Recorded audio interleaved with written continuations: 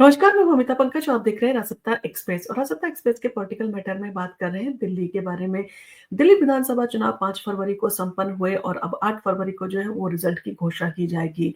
परंतु इन सारी चीज़ों के साथ ही जो है वो सबसे ज़्यादा जो चर्चा हो रही है वो इस चीज़ को लेकर हो रही है कि मतदान के आंकड़े और सियासी समीकरण जो है वो क्या कहते हैं? क्या बदलेगा सत्ता का समीकरण? इन सारी चीज़ों के ऊपर कहा जा सकता है पूरे देश की जो है इस समय निगाह है। दिल्ली विधानसभा चुनाव 2025 के मतदान में जो है जबरदस्त उत्साह जो है वो देखने को मिला है और अब तक के आंकड़े और वोटिंग प्रतिशत को देखते हुए कहा जा सकता है कि इस बार राजधानी दिल्ली में मतदाताओं ने अपनी ताकत का जो है एहसास करवाया है। चुनाव आयोग के मुताबिक शाम 6 बजे तक दिल्ली में 60.42% मतदान जो है वो हो चुका था, जबकि पिछली बार यानी कि 2020 में 62.80% जो है मतदान हुआ था। तो इस बार जो है कहा जा सकता है कि मतदान में मामूली जो है कमी ज़रूर देखी गई है, लेकिन क्या इसका असर सरकार पर पड़ेगा या जो नई सरकार बनने वाली है उस पे इन सारी चीज़ों का क्या असर पड़ सकता है या नहीं पड़ सकता है? हर किसी के दिमाग में जो है इसी तरह के सवाल जो है वो घूम रहे हैं। मतदान के आंकड़ों और वोटिंग प्रतिशत को समझने की अगर कोशिश करें तो दिल्ली में जो है वो राजनीतिक मिजाज क्या है और सियासी हवा जो है वो किस तरफ बह रही है, तो इसके लिए जो है सबसे पहले समझने की ज़रूरत है कि मतदान में अगर बढ़ोतरी होती है तो इसका सियासी असर क्या होता है। दिल्ली में पिछले कुछ सालों में मतदान प्रतिशत में जो है बढ़ोतरी देखने को मिली है और हर बार ये बदलाव सियासी गणना को जो है वो प्रभावित करता है। उदाहरण के लिए 2003, 2008, 2013 और 2015 में विधानसभा चुनावों में वोट प्रतिशत में वृद्धि हुई थी। खास तौर पर 2003 में 4.43% और 2008 में 4.1% और 2013 में 8% और 2015 में 1.45% की जो है बढ़ोतरी नोट की गई थी। इससे पहले 2013 को छोड़कर कभी भी जो है वोट प्रतिशत में बढ़ोतरी से सरकार में उलटफेर जो है वो नहीं हुआ था। हालाँकि सीटों की संख्या में कमी और बढ़ोतरी ज़रूर हुई थी। 2003 में वोट बढ़ने से जो है कांग्रेस की सीटों में 5 की जो है वो कमी महसूस हुई थी, यानी कि 5 सीटें कम आई थी। जबकि 2008 में बड़े वोटों का सीधा असर कांग्रेस की सीटों पर पड़ा और पार्टी को जो है वो 4 सीटों का नुकसान झेलना पड़ा था। लेकिन 2013 में कांग्रेस को बड़ा नुकसान हुआ और जब पार्टी 8 सीटों पर सिमट कर जो है रह गई थी। उस चुनाव में वोट पड़ने का सीधा फ़ायदा भारतीय जनता पार्टी और आम आदमी पार्टी को हुआ था। 2015 में भी जो है यही हुआ था जब वोट पड़ने से आम आदमी पार्टी की सीटें जो है वो बढ़ी थी और 67 सीटों पर जो है वो जीत हासिल की थी आम आदमी पार्टी ने। अब 2025 में दिल्ली में भी वोटिंग प्रतिशत जो है बढ़ने की संभावना है और ऐसे में आम आदमी पार्टी की सीटों में कमी आ सकती है। जैसा कि कुछ सियासी पंडितों का कहना है कि दिल्ली के मुख्यमंत्री अरविंद केजरीवाल ने पहले ही जो 55 सीटों पर जो है वो जीत का दावा पेश किया था, जबकि 2020 में उनकी पार्टी को जो है वो 62 सीटों पर जो है जीत मिली थी।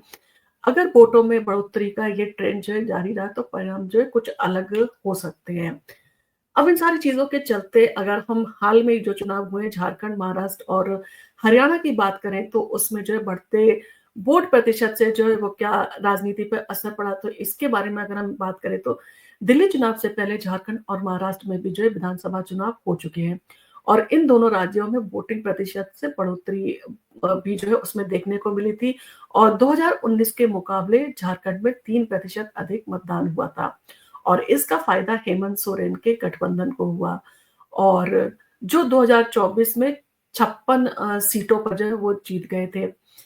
इन सारी चीज़ों के चलते इसी तरह का जो है बदलाव कुछ जो है महाराष्ट्र में भी देखा गया। महाराष्ट्र में भी 4% अधिक मतदान हुआ। 2019 में वहाँ 62% जो है वोट पड़े थे और इस बार जो है वो 67% वोटिंग वहाँ पर हुई थी। और इस बदलाव का सीधा असर महायुति गठबंधन पर पड़ा, जिसने 236 सीटों पर जो है जीत हासिल की थी और इन दोनों राज्यों ने महिलाओं के बढ़ते वोट को जो है सत्ता में वापसी का कारण जो है माना था। यानी कि कहीं न कहीं महिला के बढ़ते वोट का जो है यहाँ पर असर पड़ा था, यानी कि महिलाओं ने पूरी तौर पर देखा जाए तो महायुति के लिए जो है वो वोट किया था। दिल्ली में भी महिलाओं का प्रतिशत ज़्यादा है और दिल्ली में भी जो कहा जा रहा है कि महिलाएँ जो है इसमें बदलाव कर सकती हैं और कई लोक लुभावन वादे भी जो है महिलाओं के लिए किए गए हैं। तो अगर इन वादों का असर हुआ तो इसका सीधा फ़ायदा जो है कहा जा सकता है आम आदमी पार्टी को हो सकता है। महिलाएँ खासकर सशक्तिकरण की दिशा में कुछ कदम उठाने के लिए चुनाव में अहम भूमिका जो है वो निभा सकती हैं। इसके साथ ही मुस्लिम बहुल इलाकों में वोटर्स का क्रेज़ जो है वो सीधे तौर पर देखने को मिला है और इन इलाकों में वोट प्रतिशत भी बढ़ा है। सीलमपुर और मुस्तफाबाद की राजनीति की अगर बात करें तो दिल्ली में मुस्लिम बहुल इलाकों की सियासत भी जो है इस चुनाव में अहम जो है भूमिका निभाती है। सीलमपुर और मुस्तफाबाद में मतदान प्रतिशत काफ़ी अधिक देखने को मिला। दोनों सीटों पर आम आदमी पार्टी ने पिछली बार जो है जीत हासिल की थी, लेकिन इस बार इन इलाकों में पार्टी को तगड़ी चुनौती जो है वो मिलती दिखाई दी। मुस्तफाबाद में असुद्दीन ओवैसी के उम्मीदवार ताहिर हुसैन जो है वो मैदान में हैं और बीजेपी की तरफ से मोहन सिंह बिष्ट जो है चुनावी मैदान में हैं। आपने यहाँ भी जो है पूर्व विधायक हसन अहमद के बेटे को जो है आम आदमी पार्टी की तरफ से आदिल को टिकट दिया गया था। कारण यही था कि पूर्व विधायक की जो है वहाँ पर कहा जा सकता है कि अच्छी जो है वहाँ पर प्रभाव था जिसके चलते उनके बेटे को जो है यहाँ पर आम आदमी पार्टी की तरफ से टिकट दिया गया। सीलमपुर में भी जो है मुकाबला कड़ा है और यहाँ आम आदमी पार्टी ने चौधरी मतीन अहमद के बेटे चौधरी जुबैर को जो है वो टिकट दिया है। बीजेपी ने जो है वो अनिल गौर को जो है वो यहाँ से उतारा है और कांग्रेस ने अब्दुल रहमान को उम्मीदवार बनाया है। इन दोनों इलाकों में उम्मीदवारों के बीच में जो है सीधे तौर पर टक्कर जो है वो देखने को मिलेगी और जब रिजल्ट आएगा तब इसके परिणाम क्या कहते हैं ये चीजें सामने होंगी क्योंकि कई बार जो है इन सारी सीटों पर जो कन्फ्यूजन की स्थिति भी बनी हुई है और ये इलाके चुनाव परिणाम पे जो है वो सीधे तौर पर असर भी डालते हैं। अब इन सारी चीज़ों के चलते क्या होगा दिल्ली की सत्ता का भविष्य अगर इसकी बात करें तो इस चुनाव में मतदान प्रतिशत और सियासी समीकरणों को देखकर ये कहा जा सकता है कि दिल्ली की राजनीति में इस बार कुछ बड़ा जो है बदलाव हो सकता है। हालाँकि चुनावी परिणाम जो है अभी सस्पेंस में ही है और अभी कुछ भी क्लियर जो है वो नहीं कहा जा सकता। अगर मतदान में कोई बढ़ोतरी का असर सियासी पार्टियों पर पड़ा तो दिल्ली में सत्ता का समीकरण जो है वो बदल सकता है। और इन सारी चीज़ों के चलते समय सबसे बड़ी जो है इन सारी चीज़ों के लिए चुनौती है और ये है कि कौन-सी पार्टी जो है इन वोटों का सही फ़ायदा जो है उठा पाई है। और दिल्ली के मतदान में जो है इस बार उम्मीद जताई जा रही है कि यहाँ पर सत्ता का परिवर्तन देखने को मिल सकता है क्योंकि बदलाव में जो है उनकी आवाज़ सुनी जाएगी। इन सारी चीज़ों के चलते अरविंद केजरीवाल के काफ़ी वादे भी थे, काफ़ी उनकी योजनाएँ भी थी, महिलाओं के लिए भी जो उन्होंने बहुत सारी घोषणाएँ भी की है और लगातार 10 साल से जो है वो आम आदमी पार्टी की सरकार मजबूती से दिल्ली में सत्ता में काबिज़ है। तो इतनी आसानी से क्या आम आदमी पार्टी की सरकार जा सकती है? जिस तरह के रुझान आ रहे हैं, भारतीय जनता पार्टी की भी सरकार बनने का जो है वो ऐसा रुझान आ रहा है। तो क्या इस तरह के आंकड़े जो है वो सही साबित हो सकते हैं? क्योंकि इन आंकड़ों को जो है वो रिज़ल्ट में क्या ये बदलेंगे, नहीं बदलेंगे? ये एक बहुत बड़ा जो है वो कहा जा सकता है सवाल है। क्योंकि हरियाणा में जिस तरह से आम आदमी पार्टी का जो है वो रुझान आया यानी कि वहाँ पर उनको कुछ भी जो है वो सीट नहीं मिली थी जबकि अरविंद केजरीवाल जो थे हरियाणा को बिलॉन्ग करते हैं। तो यानी कि उनके होम टाउन में जो है उनकी पार्टी ने कोई भी सीटें जो है हासिल नहीं की थी।